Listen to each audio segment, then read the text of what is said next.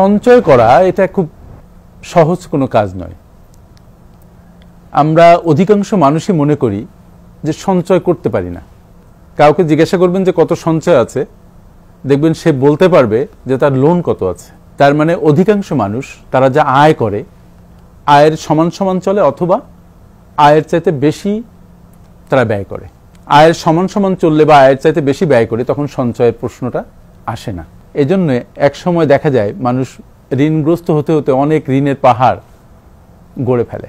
আমার আজকের যে আলোচনা সেটা হচ্ছে যে আপনি সঞ্চয় করবেন, ঋণ করবেন না, এবং আপনার যে সামর্থ্য সেই সামর্থ্যের নিচে বসবাস করবেন।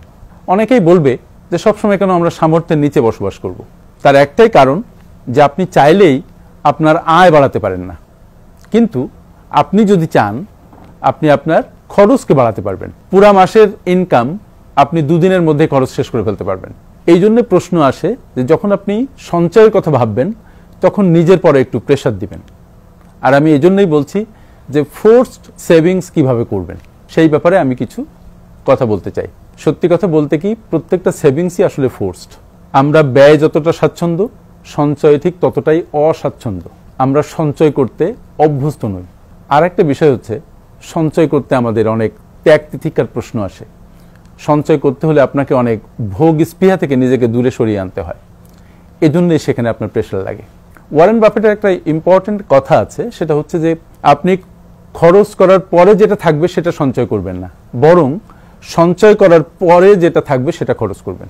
সুতরাং আপনার আয় যদি হয় 1 লক্ষ টাকা, আপনি তার একটা certain portion, it may be 10%, it may be 20%, or even it may be 50%, আপনি একপাশে সরিয়ে রাখবেন।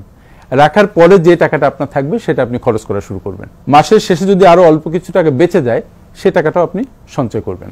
1 মাস শেষ, এই মাসের টাকা আপনি সামনের মাসে আর ক্যারি ফরওয়ার্ড করবেন না, এটা সঞ্চয়ে রেখে দিবেন, এটা সামনের মাসে খরচ করবেন না। সামনের মাসে আপনি যা আর্নটা করবেন সেটা আবার খরচ করবেন। তাই আপনারা যারা সঞ্চয় করবেন বলে মনে করেছেন বা সঞ্চয় শুরু করবেন বলে মন স্থির করেছেন, তারা কিন্তু কখনোই ভাববেন না যে এটা খুব সহজ একটা কাজ। এটা কঠিন একটা কাজ, কিন্তু আপনাকে সহজ করে করতে হবে এবং মনের উপরে খানিকটা প্রেশার নিয়েই করতে হবে।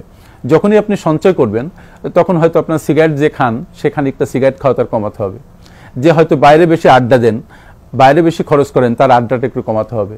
যে হয়তো বাসার বাইরে বেশি খাওয়া দাওয়া করেন, তার সেখানে কম খেয়ে বাসায় খাওয়া দাওয়া করতে হবে। অনেক কিছু আপনাকে স্যাক্রিফাইস করতে হবে, কারণ আর্থিক স্বাধীনতা যদি আপনি চান তাহলে নিজের পরে আপনার একটু প্রেশার নিতে হবে এবং আপনার প্লেজারকে পরিত্যাগ করতে হবে। আপনার অনেক আনন্দ থেকে নিজেকে দূরে সরাতে হবে। যে সঞ্চয় করার জন্য আপনাকে স্যাক্রিফাইস করতেই হবে এবং সঞ্চয়টা আগে করে তারপরে আপনি খরচ করবেন। ভুলে যাবেন না, এটা কিন্তু শুধুমাত্র আপনার বিপদকালীন সময়ের জন্য। সেই বিপদটা কি? সেই বিপদটা হচ্ছে আপনার চাকরি চলে গেছে, আপনি অসুস্থ হয়ে গেছেন, কোনোভাবে আপনার ইনকাম পুরোপুরি বন্ধ হয়ে গেছে, আপনি অ্যাক্সিডেন্ট করেছেন। এই রকম সময়ে যেন আপনার পরিবার সঠিকভাবে চলে, আপনার বাচ্চাদের স্কুলিং ঠিকমতো চলে, আপনার বাবা মাকে আপনি টাকা পাঠাতে পারেন ঠিকমতো, আপনার বাড়ি ভাড়া দিতে পারেন, আপনি খেতে পারেন, সব যেন সুন্দরভাবে চলে, এই জন্য আপনি এমার্জেন্সি ফান্ডটা গঠন করবেন।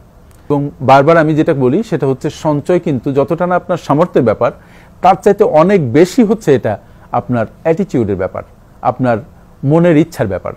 তাই সঞ্চয় মানেই হচ্ছে মনের উপরে খানিকটা প্রভাব ফেলে, মনকে খানিকটা ভোগ বঞ্চিত করে সঞ্চয়টা করা।